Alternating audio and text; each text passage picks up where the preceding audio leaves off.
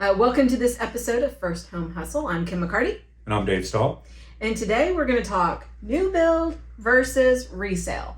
So I think this is one of those topics that a first-time home buyer definitely is considering, especially price point wise, in a great area. There's some great new subdivisions coming up as people start moving further out from the cities and going more in the suburbs. You get some great opportunities for new construction. I agree. I think that a lot of them, for first-time home buyers, they're getting closer to the end of their rent term or their lease term. And if they don't give themselves enough time, they won't be able to do one or the other. So that's a great point. In a new construction situation, you may have a couple months or 6 months, depending if you're going to start from dirt or if you're going to buy something that's already gotten started. So you do have some extra time to give your 60-day notice lease if you have to, or even if you know, okay, it's, what month are we in? August. So if we're in August and we have 5 months left in our lease, then that gives us the time that we need to potentially not have double payments anywhere else. Right. I also think, since we're talking about double payments, this is kind of maybe doing a little quick left turn, but the thing I always talk to my first-time home buyers when we sit down and talk about timing is, if we have a new construction home that we're doing, and maybe let's say we're in August now and it's going to be done in January, but our rent isn't over until February, I always remind them that when we close in January, your first payment isn't due until what would be then March. Right. So you wouldn't be double paying in that scenario. So it gives us a little bit of a buffer too. Right. I think a lot of times, especially like that time cycle that you're talking about, unless you're going out and you're looking at a new build that's like done, right, you really can't put that time stamp on it yet. Right. Because it's not far enough along. Right. There are a lot of things that can cause that thing to go from 4 months to 6 months or even 7. We've had that happen. Yeah, we have had that. Well, it just popped into my mind. I was like, we extended the rate 72 times and we still closed. But stuff like that, especially for a first-time home buyer, if you're thinking new build, you need to go with like 8 months left on your lease, because you have no idea what you're going to see or how long it's going to take to get done. Absolutely. And I get that a lot from people. Well, we're still a year out. Well, we actually probably need to start looking in about 3 months. Right? So a year out is not too far to get it started. Right. So then let's flip over to resale real fast, and the difference in timing, since we're kind of talking about timing in resale. You don't have to start so far in advance, 6-8 months out in advance, right? Right. But with resale, you are on a quicker timetable, because most sellers want 30 to 45 days. Right. They're not going to let you go 6 months out. No, they're not going to let you go 6 months out. We're trying to sell now. Yeah, there's a reason we put it on the market today, not in 6 months. So that would be the difference. So if you're in a rental situation, with most first-time home buyers, of course, are, unless they're living with family or something like that, then that time really does make building a little more favorable for them. Right. Okay. Well, it really depends on when they start actually looking too, because in a lot of cases, when people get to us and they're a first-time home buyer looking, they're like, ooh, we got like 2-3 months left on our lease. And they really haven't given themselves enough time to actually look at all the options that could be available to them. So because of that shortened time frame, because they just don't know, they wind up being in a position of either, I've got to walk into a builder situation where the house is done, or I've got to go resale. Right. Or extend my lease a couple months if I can, month to month. Okay. So now that we've kind of established the timing of it, let's kind of talk the lending terms of it, because this is also, for a first-time home buyer, can be an attractive situation when it comes to new builds. Right.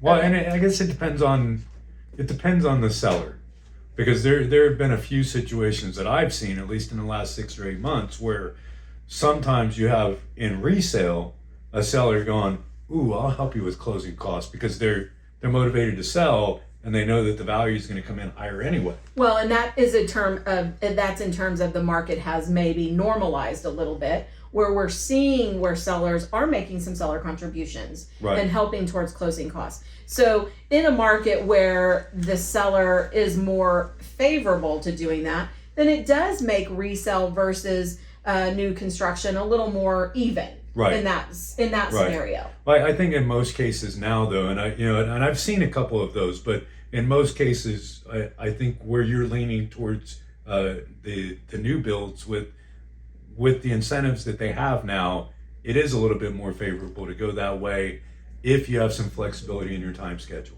Absolutely. But all of those incentives, if you will, they start to go away as the market gets tighter and tighter, right? As we see buyer demand increase, those incentives decrease. And right now, the builders are feeling like they've got to give some great incentives in order to get the traffic in the door, right? Well, and I think you're going to see some of that normalize, because I think the reason that they have a lot of those incentives now is because a couple of years ago when rates were rock bottom, right? There was a shortage, and there still is, and they did everything they could to get more building permits, to get more places to build, and now they look at it and they go, ooh, the market's tightening a little bit, but we have all of these places that we have to build because we have permits and we have costs associated. So what they're doing now, and at least until it normalizes on their end, is they're giving away ridiculous incentives for you to be able to buy their properties. Like I think we just saw one yesterday where the builder, if you use their lender, is giving them $25,000 towards closing costs. Right. So, I'm not doing the loan, the builder's lender is. Right. And I said, get the copies of the estimates from the builder's lenders so we could see what that looks like. Right. So, what they're doing, and what I recommend to people is take the highest rate that makes it so that you're bringing the least amount of money to closing. Right. Because in a higher interest rate environment, what you're going to find is that 12 to 24 months from now, you're probably going to want to refinance. Mm-hmm. And if you pay more to get a lower rate now, when the rates come down, you're going to pay again to refinance. So why pay that money now? Why pay twice? So take the higher rate, bring the least amount of money to closing so that you're not paying it twice. Basically let the builder pay your closing costs. Exactly. And then when you go to refinance, then you get to pay your closing costs, which are going to be substantially lower the second time around as a refi than it would be with new home purchase. Right. So most of the time on the new build deals, you got a builder's lender who's charging multiple points to get you a decent rate, and the builder's giving you a lot of money to pay for that buy down. So just make it break even, so all you're doing is bringing your down payment money. For sure. And I think that's an important thing that you mentioned, is having them get that estimate from that lender, because you looking at it, sometimes you can explain it better because you're an impartial third party. I mean, although you would love the business, at the end of the day, if it doesn't make sense for them and it makes total sense to use the builder, you're the first to say, you need to go with I can't even touch this deal. Right. And if they end up doing this, you should take that. Right. So I always tell our clients, listen, take this, let's get all of the information, take it to Dave, let him look at it. He's going to tell you, yeah, go with it. And I would say that most of the time, if it is a good deal, it really is a great deal. It's not close. It's like blows you out of the water, right? So, and that's what we're starting to see. But there was a time, not even 8-9 months ago, that really you were beating them. It was even. It was, yeah. So, I mean, that's the thing. I think that will come back to normal again. Well, that comes down to exactly what I just talked about. All these excess building permits, all this money they've got to get those incentives out. They've got to give the incentives to sell it. Yeah, and I'm seeing even the incentives where they're throwing in appliances and they're throwing in things like that just to get those people to come in the door. Right. So we're seeing even those kind of incentives, and even for real estate agents, we're seeing incentives of additional commission and bonuses, which we haven't seen in a long time. Well, I think generally speaking, and I hate to say this because I'm not the builder's lender. Right.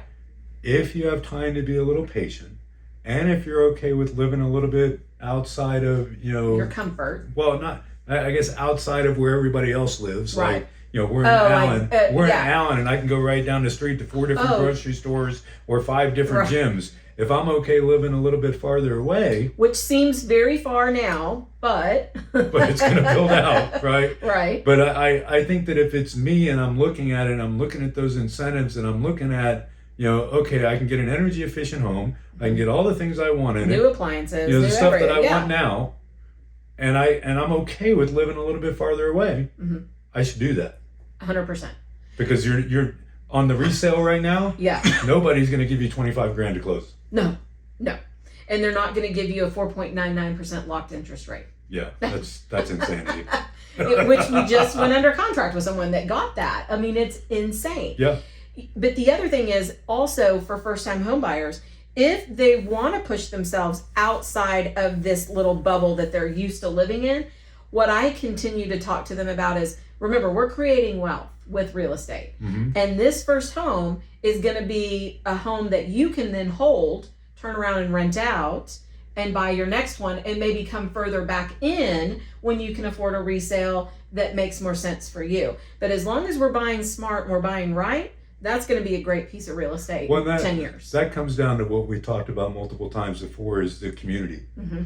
Looking at where you're buying this new property, and even the resale, to make sure that where you're buying it, the city's got their head on straight in terms of what they're allowing to be built and where. The zoning. The zoning's right. The schools are good. Yes. The neighborhood's good. All of that stuff, whether you're resale or new build, you have to look at that. Yes. Now, new build, it's a little bit tougher because you got to figure out what the city's plan is. Right.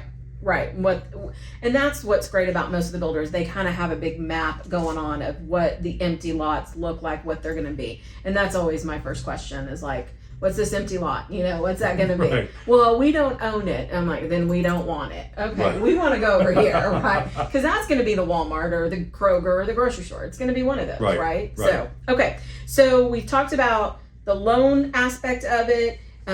We've talked about the location of things. What else when it comes to resale versus new construction? I could think of one pretty easily is the inspection part of it.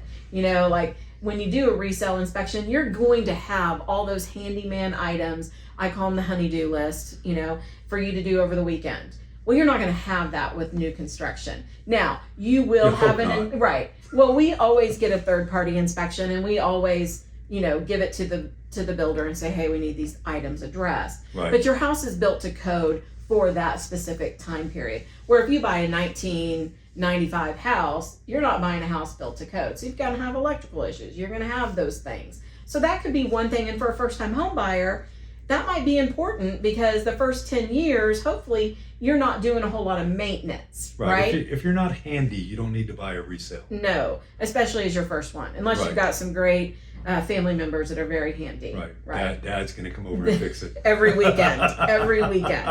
Yes. Plus, you have to think about that. Older appliances, older AC unit, all of that adds up to money at the end of the day. All right. What other items can you think of that, from a lending aspect, that you think, okay, this would be important to know?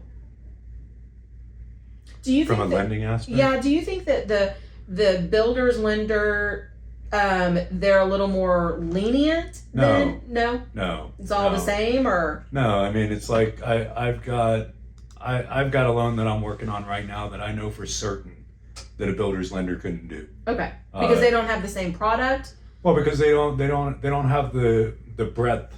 They don't have the reach. They don't have as many banks or resellers that they're selling to, and some of the products that, I mean, like if it's a one-off loan, the builder's lender isn't going to have it available. Right. Like if you need to be able to do a bank statement loan or a joint VA loan, that's or probably not something they can do. Just stuff that's one-off that they're not doing every day. They're not going to have it available to do. Right. Because it takes too much time and resources to do that one product one time every 15 years. Right. And that, so if you get into a situation where you go to the new build and there's lender goes, oh, we can't do a loan. Don't think that you can't get a loan. It just means that their lender can't do it because they don't have as many options available. Right. So I mean, I've got one builder that they have an in-house lender and they have a preferred lender and they have me. Mm-hmm. And I'm the guy they call when they're when everyone else says no. It's bad because typically by the time they get to me, we already know that it's really a hard no. Yeah. But there are some scenarios where that's not what it is. Right. Because depending upon who you're working with, they're going to have more loan products available. Correct. Okay. And builders, lenders, they typically don't have a lot. They want easy files. Yeah. Yeah, they want easy files. Yeah, that's normally what they have. Okay. So, I think that obviously from the lending aspect, I think that's one of the biggest draws for a first-time home buyer to use the incentives given to them if they use the lender It is because they see the dollar signs of, oh my God, this is going to pay my closing costs. This is going to whatever. And it gives them an opportunity to perhaps get in a house a little quicker than if we were trying to save for our down payment and our closing costs, right? Right. So I can see the benefit of that for the timing aspect of it. Well, like I said, I mean, if you can handle being a little bit off the beaten Further path out. Yep. for now, Yep. well, I would absolutely recommend it. I always have people tell me all the time, I remember when Allen was just fields, and you know, here we are. We're basically considered Dallas. We're just a little further out, right? There was one main road in Allen that I remember that I used to, because I've been in Allen for 20-some years now. I used to jog from my house all the way down to the highway, turn around and run back.